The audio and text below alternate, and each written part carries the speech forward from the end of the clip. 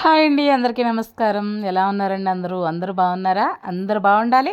అందరూ ఈ అంబాజీ అమ్మ కూడా ఉండాలి. అమ్మాజీ మాట ఛానల్కి స్వాగతం. ఈరోజు వీడియో వచ్చేసి నిన్నటి వీడియో కంటిన్యూషన్ అనమాట అండి. శివాలయానికి వెళ్ళాము, తర్వాత వెంకటేశ్వర స్వామి వారి టెంపుల్కి కూడా వెళ్ళాము, శృంగార వల్లభ స్వామి వారి టెంపుల్కి అని చెప్పాను కదా, ఆ వీడియో అన్నమాట ఇది. నిన్నటి వీడియో ఎంతమంది చూశారు? చూసిన వాళ్ళు నాకు కామెంట్ చేయండి. అలాగే ఈ వీడియోకి కూడా ఇంకా లైక్ ఇవ్వకపోతే ఒక లైక్ అయితే ఇచ్చేసేయండి. వీడియో అయితే బాగుంటుంది, చూసేయండి. చెప్పాను కదండి, నాగేశ్వరి నేను మా వారు కలిసి వెళ్ళడం జరిగింది. కాకపోతే ఆయన త్వరగా పొలానికి వెళ్ళాలి, పని ఉందని చెప్పేసి దర్శనం మాత్రం చేసుకుని ఆయన వెళ్ళిపోయారు. మేము కాసేపు టైం స్పెండ్ చేసాం అనమాట. ఎందుకంటే లోపలికైతే ఎంటర్ అవ్వగానే మనకి ఎలాగ ధ్వజస్తంభం కనిపిస్తుంది. అలాగే దశావతారాల చిన్న చిన్న విగ్రహాలు ధ్వజస్తంభం చుట్టూతా కూడా ఉంటాయన్నమాట. ఇదన్నమాట శిఖర దర్శనం, చింతనాశనం, పాదదర్శనం, పాపనాశనం అనుకుంటూ శిఖరాన్ని, ధ్వజస్తంభాన్ని దర్శించుకున్నాం అనమాట అండి. తర్వాత మనం లోపలికి వెళ్ళిపోతే, ఇది వెళ్ళింది సోమవారం కాబట్టి, అదే శనివారం అయితే అస్సలు ఈ ప్రాంగణం ఎక్కడా కూడా ఇసుక పోస్తే రాలినంత జనం ఉంటారనమాట. ఎటు చూసినా జనమే ఉంటారండి.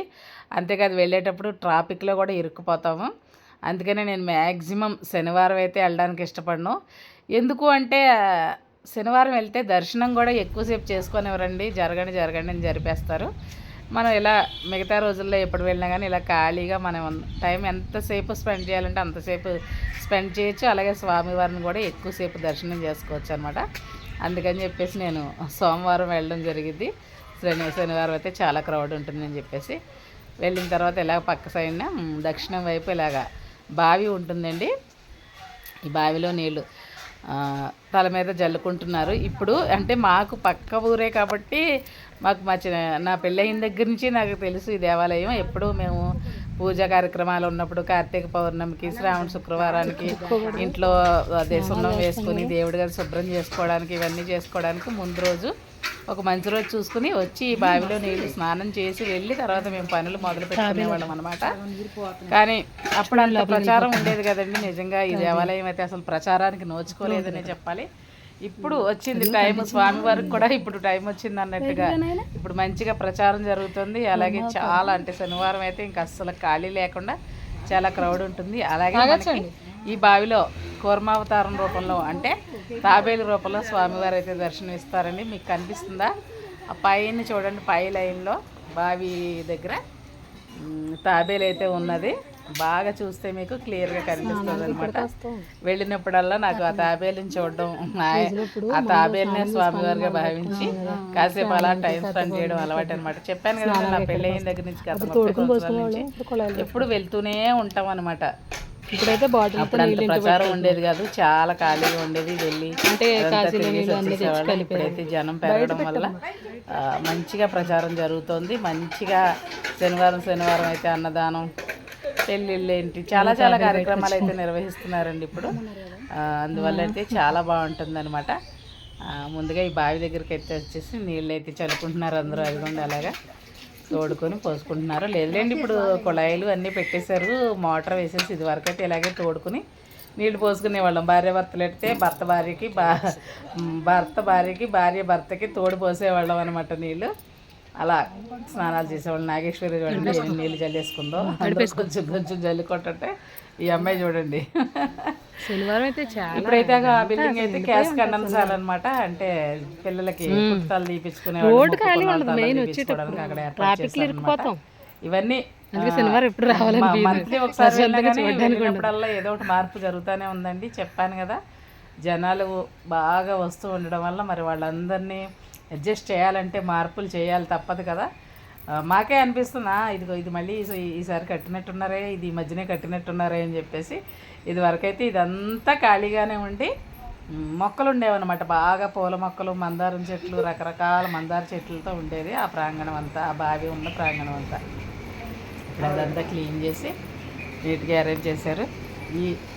దీంట్లోంచి మేమందరం కూడా ప్రదక్షిణ చేసేవాళ్ళం అనమాట చుట్టూ. ఈ దేవాలయం వచ్చి చాలా పురాతనమైన దేవాలయం, 9000 సంవత్సరాల నాటి దేవాలయం అనమాట. తిరుమల తిరుపతి అయితే 6 సంవత్సరాలు అంటారండి. దానికన్నా 3 సంవత్సరాల ముందు వెలిసిన దేవాలయం అటండి. ఈ దేవాలయం గురించి ఒక కథ కూడా చెప్తారు. ఆ కథను కూడా మీకు ఎవరికైనా ఇంట్రెస్ట్ ఉంటే నాకు కామెంట్ చేయండి. అసలు ఈ దేవాలయం ఎలా వెలిసింది, ఎలా ఇక్కడ ఏర్పడింది, ఏంటి ఈ కథ, ఈ గుడి కథ ఏంటి, విశిష్టత ఏంటి అని చెప్పేసి, స్వామివారు ఎలా వెలిసారు, స్వయంభూగా వెలిసారని అంటున్నారు, ఎలా వెలిసారు ఏంటి కదా అనేది మీకు ఎవరికైనా ఇంట్రెస్ట్ ఉంటే నాకు కామెంట్ చేయండి. కామెంట్ చేస్తే నేను ఆ కథనైతే ప్రత్యేకంగా వివరంగా విపులంగా వివరించి కథనైతే చెప్తానన్నమాట. ప్రస్తుతానికైతే ఈ వీడియోలో మేము వెళ్ళాం కదా, దాన్ని చూసి ఎంజాయ్ చేయండి. నాగేశ్వరి చూడండి ఎలా వీడియోలు తీసుకుంటుందో. చక్కగా చెప్పాను కదా, మా వారిని అయితే పంపించేసాం, లేదంటే ఇలా వీడియోలు తీసుకోవడానికి వీలు పడేది కాదు. నడండి తీసుకొచ్చేస్తారు, అందుకని చెప్పేసి ఆయన అయితే పంపించేసి మేమైతే వీడియోస్ తీసుకుంటున్నాం అన్నమాట. మేము వెళ్ళేసరికి అయితే ఈ వాయిద్యాలను అయితే వాయిస్తున్నారండి కళాకారులు. ఇప్పుడే ఆ కార్యక్రమం ముగిసినట్టుంది, వాళ్ళు లేచి వెళ్ళిపోయారు. సరే వాయిద్యాలైనా మీరు చూస్తారు కదా అని చెప్పేసి మేమైతే వీడియో తీసుకున్నాం అనమాట. మళ్ళీ నేను ఇంకొకసారి దర్శనానికి అయితే లోపలికి వెళ్ళానండి.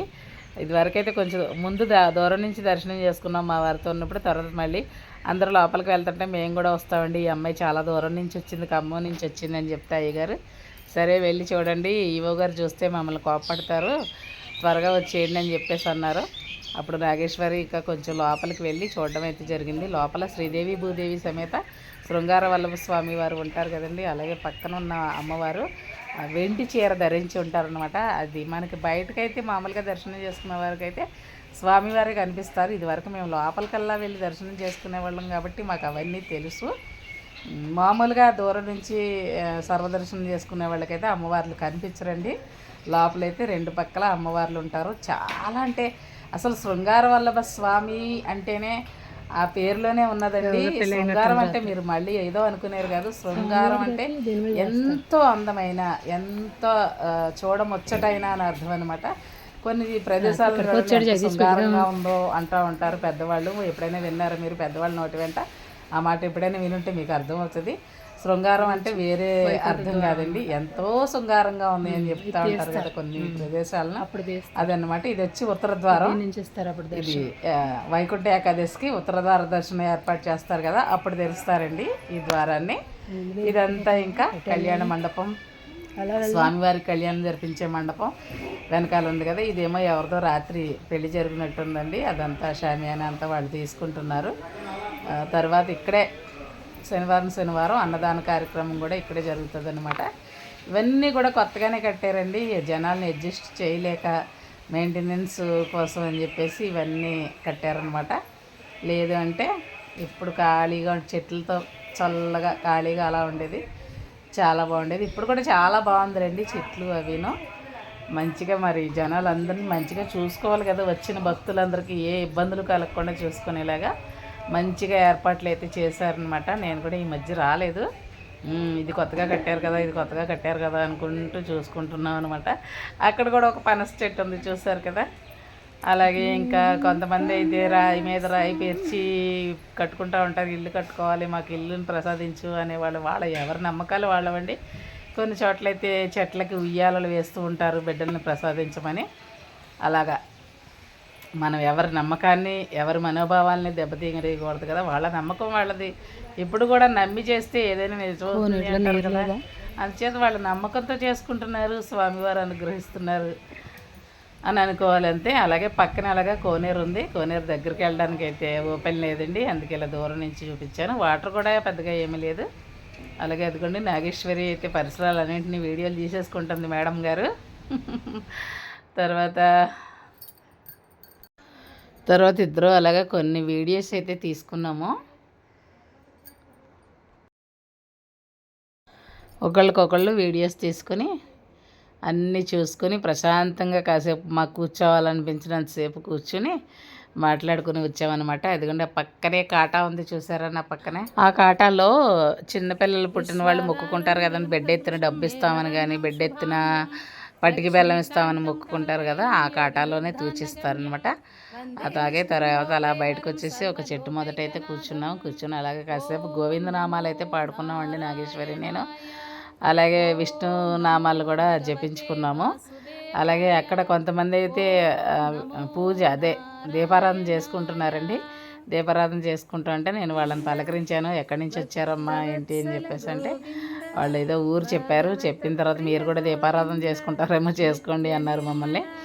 సరే అని చెప్పేసి నేను కాదు కానీ నాగేశ్వరిని అయితే చేసుకోమ్మా, ఎక్కడి నుంచో వచ్చావు కదా, నీకు భగవంతుడే అవకాశం ఇచ్చినట్టున్నాడు, దీపారాధన చేసుకో అంటే నాగేశ్వరి కూడా దీపారాధన అయితే చేసుకున్నది. అది కూడా ఈ వీడియోలో మీరు చూస్తారు. బాంధవ గోవింద గోవింద హరి గోవింద గోకుల నందన ఇదిగోండి వీళ్ళే దీపారాధన చేసుకుంటున్నారు, ఇద్దరు తల్లి కూతుళ్ళు అంట. వాళ్ళనైతే నేను పలకరించాను, వినండి. ఏ ఊరమ్మ మీది? అది ఇక్కడే తాడిపత్తే లేండి, దూరం ఏం కాదు. కెల్లంపూడ మీది?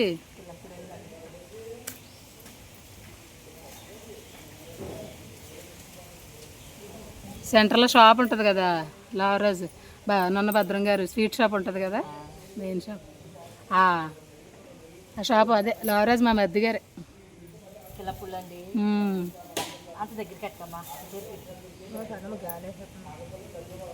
అదే పనికి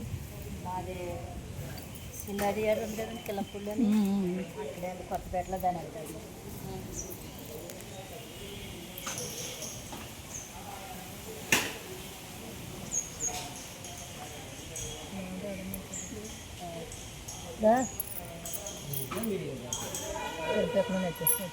దీపం జ్యోతి పరబ్రహ్మ దీపం సర్వతమోపహం దీపేన సాధ్యతే సర్వం దీప జ్యోతి నమోస్తుతే. చాలే.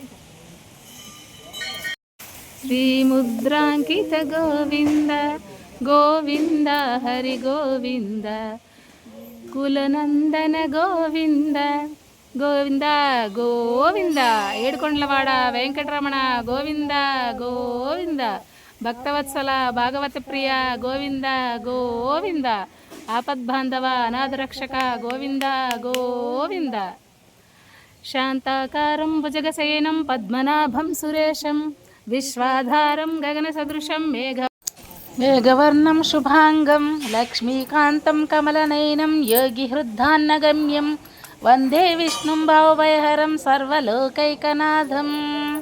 అది నాకు కూడా దీపారాధన చేసుకుందండి, వాళ్ళు చేసుకోమని ఇచ్చారనమాట. సరే నువ్వు చేసుకోమ్మా అంటే నాకు దీపారాధన చేసుకుంది. ఆమె కూడా హ్యాపీగా ఫీల్ అయింది, నేను కూడా చాలా సంతోషించాను అనమాట. ఎందుకంటే అవకాశం అస్తమానం రాదు, వచ్చినప్పుడే దాన్ని వినియోగించుకోవాలి అని చెప్పేసి. అంతే కదండి, వాళ్ళు ఎందుకన్నారో మీరు చేసుకోండి పూజ అని చెప్పేసి మనం వద్దు అని అనకూడదు కదా, అందుకని నువ్వు వెలిగించుకోమ్మా అని చెప్పి నాగుతో దీపారాధన అయితే చేయించానమాట.